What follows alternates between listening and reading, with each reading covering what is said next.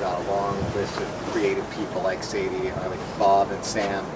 And he said, yeah, but you know what? Where I got my never give up? I said, no. And he said, from great grandmother Sadie. And what was amazing is that I never told him that. He just figured that out. And I said, well, you know what? You get creativity and never give up, and you're going to go far in this world. And it's great to see Sadie's made such a great impression on all of us.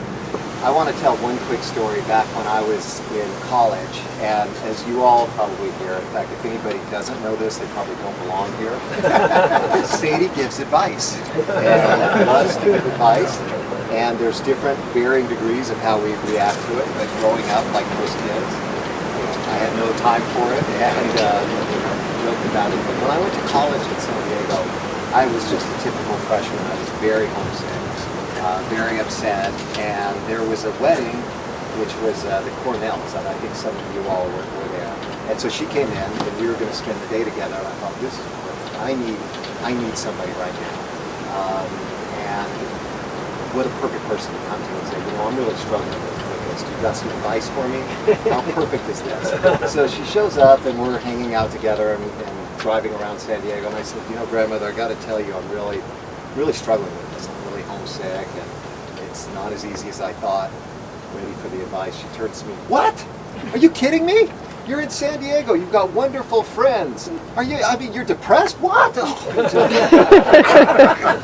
I thought, really? When I need advice, that's what I get. The rest of my life, I get to hear about everything from my Cheerios being the wrong color or whatever.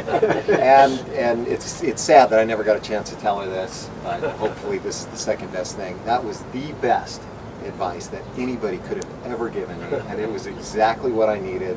And I can't tell you how many times in life I've replayed Sadie in my head. And we all need that, and she's been that for all of us. I'm sure we all have our own stories like that. You know, it's funny because I put together a video, and of course you don't want it to be hours and hours, but I had to go through a lot of footage, and Stacy and my wife Chris helped me too, going through a lot. And it was interesting because before going through this, I would say the things about Sadie that stand out to me are one, just tough, never give up, that very thing that I was talking about. But I think the other thing that's really impacted me is she got health and she got exercise and many of these things, but there's a subtle difference about Sadie, and a lot of people may not catch this. Sadie was all about moderation. Sadie never pushed herself too hard. Sadie never dieted the wrong way. Sadie always said, you want a bowl of ice cream, eat it, You want to take a break, do it. She was really, her recipe for living long was be sensible. Get some exercise, but don't kill yourself. I think a lot of people, we get training for a race or something, and that wasn't Sadie. Sadie just walked. She ate sensibly, but it was okay to have a glass of wine every now and then. And again, my son Charlie's he's kind of a young health nut, asking how he can live long. And I say, be like your great-grandmother Sadie. Just be in moderation. That's the way to live your life. But there's actually a third thing about Sadie that really just jumped out at me. I looked at all this music in the last 25 years of her life that we had that I missed. And it's amazing to me that I'm only getting it now. Sadie had this just love of fun and this sense of humor.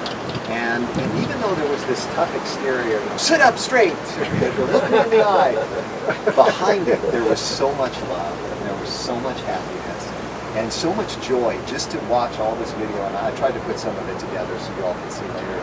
The way she looked at Art and Jeff and her sister, everybody, when they would come up to give a speech. The pride, the way she would squeeze them so tight, this smile. She always had this smile that she was forcing to hold back, like the happiness and the joy and the pride that she had in life. It was so great that it was almost overwhelming her, and she had to kind of force it back.